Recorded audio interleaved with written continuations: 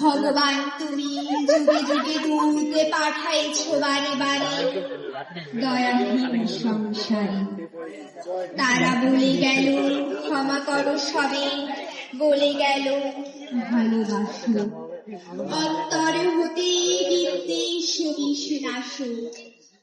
স্মরণীয় তারা বরণীয় তারে, আজ দূরে দূরে ফিরানো গানে। আমি যে দেখেছি গোপনে হিংসা, আমি যে দেখেছি প্রতিকারে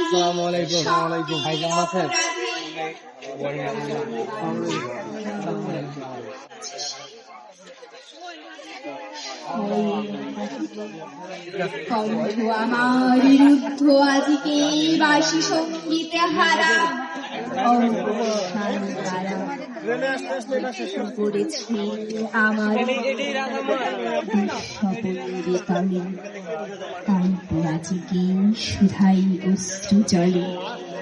যাহারা তোমার বিষাইছে বায়ু, নিভাইছে তব আলো, তুমি কি তাদের ক্ষমা করিয়াছ?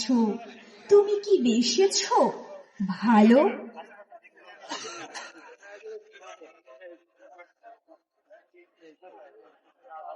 তখন কতই বা 4 কিংবা 5, অথচ আমার স্মৃতিকে আজ অন্ধকার করে দেয় সেই সময়ের এক রাশ কালো ধোঁয়া।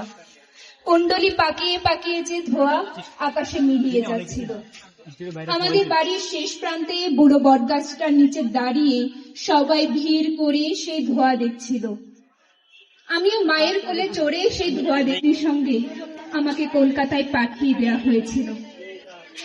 আমি ছেড়ে এসেছিলাম আমার মাকে, আমার বাবাকে, ছেড়ে এসেছিলাম আমাদের সেই বুড়ো বটগাছ, টিনের চালাওলা, গোবর লেপা বেড়ার ঘর, বাড়ির পেছনে পুকুর, পুকুর পাড়ে নোনা গাছ এবং আমার প্রিয় কাজলা দিদিকে।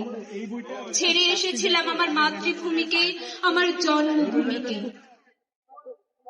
চাঁদপুর থেকে স্টিমার, স্টিমারে করে গোয়ালন্দ, গোয়ালন্দ থেকে ট্রেন, দর্শনে আমাদের বাক্স পেটরা, হলুদ পালুর এবং অবশেষে 102 বেলা শিয়ালদা স্টেশনে। তারপর ঘোড়ার গাড়ি চেপে প্রেমচাঁদ বড়াল স্ট্রিট, প্রেমচাঁদ বড়াল স্ট্রিটের 3.5 হাত চৌড়া এক অংশগলি। সেই অংশগলির 11 নম্বর বাড়িতে ছোট্ট একটি ঘর। সেই ঘরে দাদা বৌদির সঙ্গে খাঁচাই বন্দি আমি।